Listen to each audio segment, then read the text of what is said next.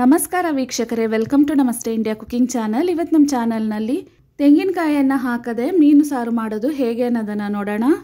1 kgಯಷ್ಟು tiger jalebi ಮೀನನ್ನು clean ಮಾಡಿ ತೊಳೆದಿಟ್ಟಿದ್ದೀನಿ. 1 ಕಪ್ನಲ್ಲಿ 1 ದೊಡ್ಡ ನಿಂಬೆ ಹಣ್ಣಿನ ಗಾತ್ರದಷ್ಟು ಹುಣಸೆ ಹಣ್ಣನ್ನು ಹಾಕಿ ನೀರನ್ನು ಸೇರಿಸಿ ನೆನೆಸಿಡ್ತಾ ಇದ್ದೀನಿ. ಒಂದು ಪ್ಯಾನ್ನಲ್ಲಿ ಸನ್ಫ್ಲವರ್ ಆಯಿಲನ್ನು ಸ್ವಲ್ಪ ಹಾಕ್ತಾ ಇದ್ದೀನಿ.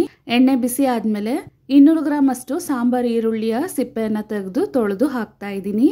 ಈರುಳ್ಳಿಯ ಬಣ್ಣ ಸ್ವಲ್ಪ ಬದಲಾದ್ಮೇಲೆ ಸುಳಿದಿರುವ 1.5 ಬೆಳ್ಳುಳ್ಳಿಯ ಅರ್ಧದಷ್ಟು ಶುಂಠಿಯನ್ನು ಹಾಕ್ತಾ ಇದ್ದೀನಿ.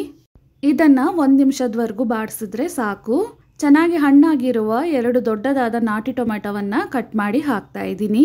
ಟೊಮೆಟೊ ಸಾಫ್ಟ್ ಆಗೋವರೆಗೂ ಇದನ್ನು ಬಾಡಿಸ್ಕೊಬೇಕು.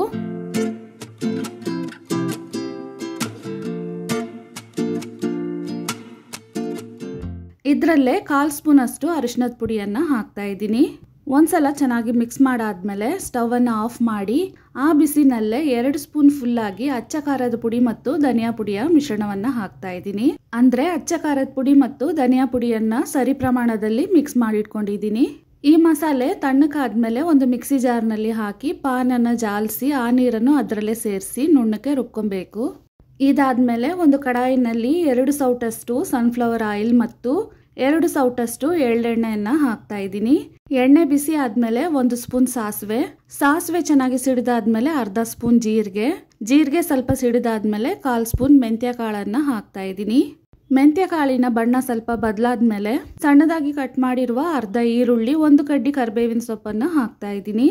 ಈರುಳ್ಳಿ ಚೆನ್ನಾಗಿ ಕಂದು ಬಣ್ಣ ಬರೋವರೆಗೂ ಇದನ್ನ ಬಾಡಿಸ್ಕೊಬೇಕು. 4 ಹಸಿರು ಮೆಣಸಿನಕಾಯಿಯನ್ನ ಈ ರೀತಿ ಮಧ್ಯ ಸೀಳಿದ್ದೀನಿ, ಅದನ್ನು ಸಹ ಇದ್ರ ಜೊತೆಗೇನೆ ಹಾಕ್ತಾ ಇದ್ದೀನಿ. ಈರುಳ್ಳಿ ಈ ರೀತಿ ಫ್ರೈ ಆದ್ಮೇಲೆ ರುಬ್ಬಿರುವ ಮಸಾಲೆಯನ್ನ ಹಾಕ್ತಾ ಇದ್ದೀನಿ. ಮಿಕ್ಸಿಯಲ್ಲಿ ನೀರನ್ನ ಹಾಕಿ ಮಸಾಲೆಯನ್ನ ಜಾಲಿಸಿ ಅದನ್ನು ಸಹ ಇದರಲ್ಲೇ ಹಾಕ್ತಾ ಇದ್ದೀನಿ. ನೆನೆಸಿಟ್ಟಿದ್ದ ಹುಣಸೆ ಹಣ್ಣನ್ನ ಕಿವುಚಿ ಆ ನೀರನ್ನ ಹಾಕ್ತಾ ಇದ್ದೀನಿ. 2ನೇ ಬಾರಿ ನೀರನ್ನ ಹಾಕಿ ಮತ್ತೆ ಹುಣಸೆ ಹಣ್ಣನ್ನ ಕಿವುಚಿ ಆ ನೀರನ್ನು ಸಹ ಹಾಕ್ತಾ ಇದ್ದೀನಿ.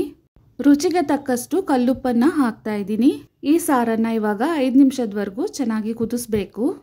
ಈ ಸಾರಿನ ಒಗ್ಗರಣೆಗೆ ಸನ್ಫ್ಲವರ್ ಆಯಿಲ್ ಮತ್ತು ಎಳ್ಳೆಣ್ಣೆಯನ್ನ ಬಳಸಿದ್ದೀನಿ. ನಿಮಗೆ ಎಳ್ಳೆಣ್ಣೆಯ ಫ್ಲೇವರ್ ಇಷ್ಟ ಆಗಲಿಲ್ಲ ಅಂದರೆ ಪೂರ್ತಿಯಾಗಿ ಸನ್ಫ್ಲವರ್ ಆಯಿಲನ್ನು ಬಳಸ್ಬೋದು.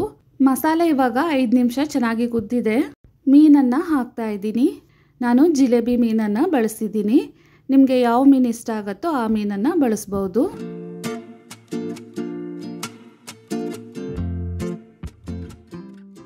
ಮೀನನ್ನು ಹಾಕಿದ್ಮೇಲೆ ಸ್ಟವ್ ಅನ್ನು ಲೋ ಫ್ಲೇಮ್ನಲ್ಲಿ ಇಟ್ಟು 5 ನಿಮಿಷದವರೆಗೂ ಇದನ್ನು ಬೇಯಿಸಬೇಕು.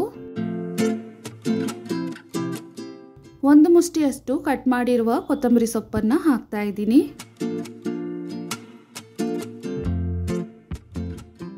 ಇವಾಗ ನೋಡಿ, ಮೀನು ಚೆನ್ನಾಗಿ ಬೆಂದಿದೆ, ಸಾರು ರೆಡಿ ಆಗಿದೆ. ಈ ಸಾರನ್ನ ಬಿಳಿ ಅನ್ನದ ಜೊತೆಗೆ ಇಡ್ಲಿ, ದೋಸೆ, ಚಪಾತಿ, ರಾಗಿ ಮುದ್ದೆ ಜೊತೆಗೆ ತಿನ್ಬಹುದು. ತುಂಬಾನೇ ರುಚಿಯಾಗಿರುತ್ತೆ. ವೀಕ್ಷಕರೇ, ಈ ರೆಸಿಪಿ ನಿಮಗೆ ಇಷ್ಟ ಆಗಿದ್ದರೆ ನಮ್ಮ ಚಾನಲನ್ನು ಲೈಕ್ ಮತ್ತು ಸಬ್ಸ್ಕ್ರೈಬ್ ಮಾಡಿ. ಧನ್ಯವಾದಗಳು.